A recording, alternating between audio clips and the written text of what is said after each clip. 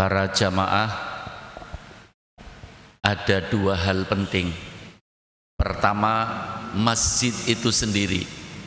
Yang kedua, orang yang selalu mendatangi masjid. Ya, yang akan diterangkan di sini adalah orangnya, orang yang selalu mendatangi masjid. Ya, masjid itu sendiri, para jamaah, bukan sekedar bangunan, tapi masjid adalah rumah Allah. Tentang masjid, Rasulullah pernah ditanya, "Ya Rasulullah, ma afdholul biqa?" Wahai Rasulullah, tempat di bumi ini yang paling afdol itu apa ya Rasulullah? Kemudian Rasulullah memberi satu jawaban, afdholul biqa masajiduha. Tempat di alam dunia, di bumi ini yang paling afdol adalah masjid. Ya, masjid adalah tempat yang paling mulia. Sebab masjid adalah rumah Allah. Masjid adalah tempat turunnya rahmat Allah. Masjid adalah tempat yang mamluun bin nur, penuh dengan cahaya. Karena orang pada ke masjid sholat jamaah, orang datang ke masjid membaca Al-Quran, orang datang ke masjid untuk iktikaf, orang datang ke masjid untuk berdoa, berzikir dan lain sebagainya. Ya, itulah makanya masjid adalah tempat yang paling mulia, karena tempat turunnya rahmat Allah, tempat Allah membuka pintu langitnya, dan tempat yang di dalamnya penuh dengan cahaya Allah, karena dimasuki oleh orang-orang yang selalu mengingat Allah dan berzikir kepada Allah Subhanahu wa ta'ala. Ini berbicara tentang masjid. Nah, yang akan bicarakan kita ini orang yang selalu datang ke masjid. Sedikit para hadirin tentang masjid juga. Al-Imam Ibnul Jauzi dalam salah satu kitabnya mengatakan, al-masajidu sufunun. Masjid ini nanti hari kiamat, di saat orang akan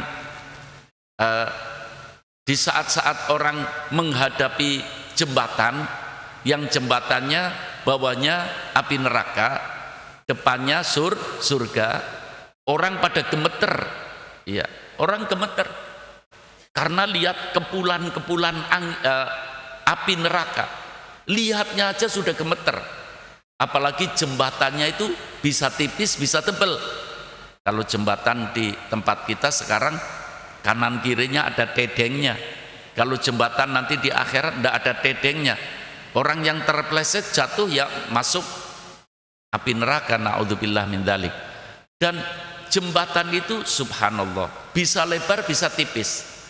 Yang melebarkan dan menipiskan kadang-kadang sampai jembatannya sebesar rambut. Allah, itu dinyatakan oleh Nabi kita dalam Al-Quran. Tapi ini ada berita gembira dari Nabi kita Muhammad SAW. Apa berita gembiranya? Yang pertama, bahwa jembatan itu melebar dengan perbuatan kita yang baik selama hidup di alam dunia. Jadi perbuatan kita yang baik di alam dunia akan melebarkan jembatan. Tambah baik yang kita lakukan, tambah banyak yang kita lakukan berbagai kebaikan, tambah lebar jembatannya. Ini juga untuk memacu kita, ya, supaya kita dalam menjalani hidup di alam dunia selalu melakukan perbuatan yang diridhoi oleh Allah, bukan untuk siapa-siapa, untuk dirinya sendiri. Yang kedua, para hadirin, Rasulullah mengatakan al-masajidu sufunun.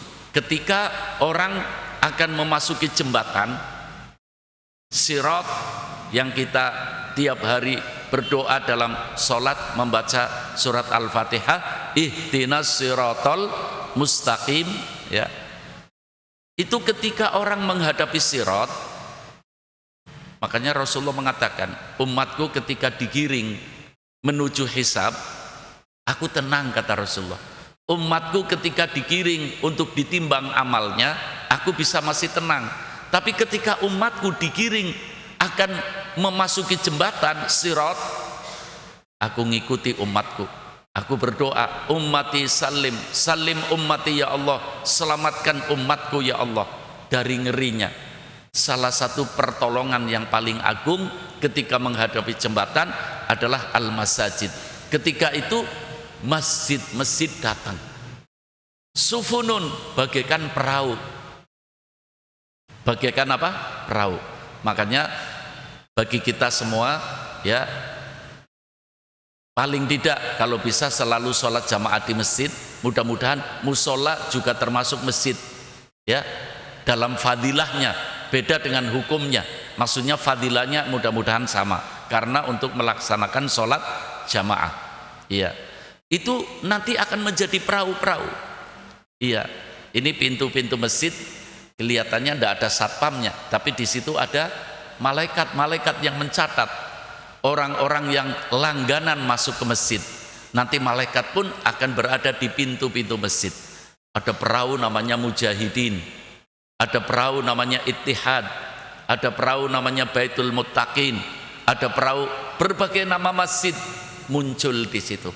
Penumpangnya siapa? Orang-orang yang langganan masuk masjid.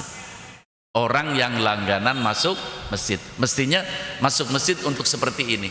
Kita mengaji, mudah-mudahan termasuk kita pelanggan-pelanggannya, amin. Kita tercatat. Ini diantara para hadirin fadilah masjid, di sana masih banyak. Lah, sekarang yang dibicarakan oleh Rasulullah dalam kitab Ikhbarul Mustafa, orangnya, orang yang masuk masjid.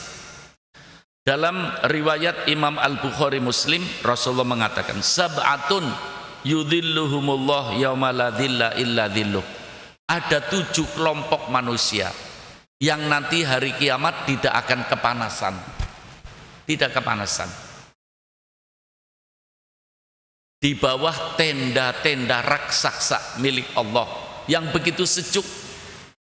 Yang begitu sejuk. Iya. Di antara 7 kelompok adalah rajulun qalbuhu mu'allakun bil masajid. Orang yang hatinya selalu rindu kepada masjid. Ya, mungkin satu saat kita di rumah bukan waktunya sholat, apalagi waktunya sholat jamaah, apalagi waktunya sholat jamaah. Bukan waktunya sholat atau mungkin waktunya sholat masih setengah jam lagi, 1 jam lagi sudah mempersiapkan diri. Kenapa? Aku rindu pengen ke masjid. Apalagi hari-hari seperti ini para hadirin. Malam-malam ganjil itu Rasulullah jarang pulang ke rumah, banyak di masjid Rasulullah. Tapi alhamdulillah keadaan sekarang sudah berubah.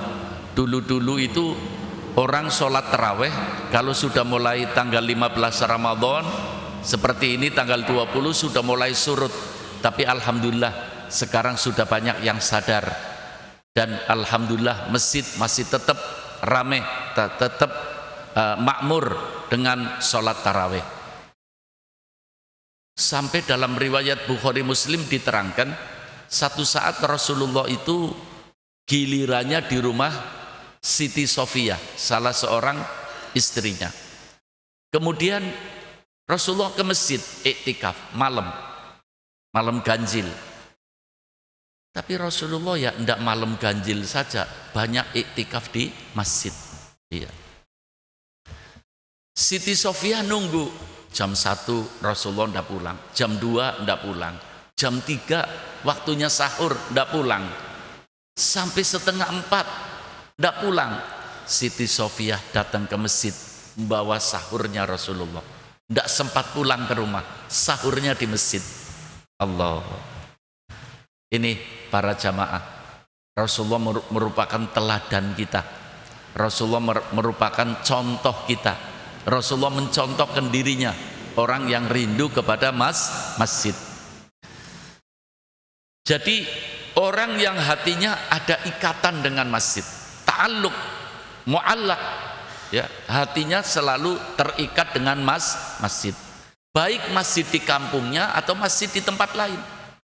Dan ini ngomong masjid para hadirin untuk umat Nabi Muhammad SAW, ini merupakan satu keistimewaan. Kita orang Jatibarang, kita pergi ke Semarang, Ya, di Semarang kita boleh pilih masjid untuk sholat jamaah atau untuk sholat Jum'ah. Beda dengan umat yang dulu. Umat yang dulu itu harus sholat di tempat sholat di desanya sendiri. Ada orang Jatibarang pergi ke Semarang, ini bagi umat dulu loh, sebelum umat Islam. Ketika di Semarang mau sholat itu harus pulang ke Jatibarang, atau tidak bisa pulang, dihitung berapa sholat yang dilakukan. Tidak boleh sholat kecuali sholat di masjid desanya sendiri. Jadi umpamanya pergi ya mengembara satu bulan, berarti pulang nanti harus menggodok sholatnya 1 bulan. Pergi 1 tahun, dia harus godok 1 tahun. Tapi bagi kita umat Nabi Muhammad SAW, kita di masjid mana saja, itu adalah masjid kita, masjidnya umat Nabi Muhammad SAW. Bahkan satu keistimewaan umat Nabi Muhammad, Rasulullah mengatakan waju'ilat liyal ardo masjidah. Allah menjadikan bumi semuanya adalah masjid, bisa untuk sholat bagi umatku, umat Nabi Muhammad SAW. Kita bisa sholat di mana saja. Di pasar kalau tempatnya suci, ya ada tempat wudhunya, kita bisa sholat. Dan alhamdulillah di mal-mal yang besar mesti ada tempat sholatnya. Ini keistimewaan umat Nabi Muhammad SAW. Naam.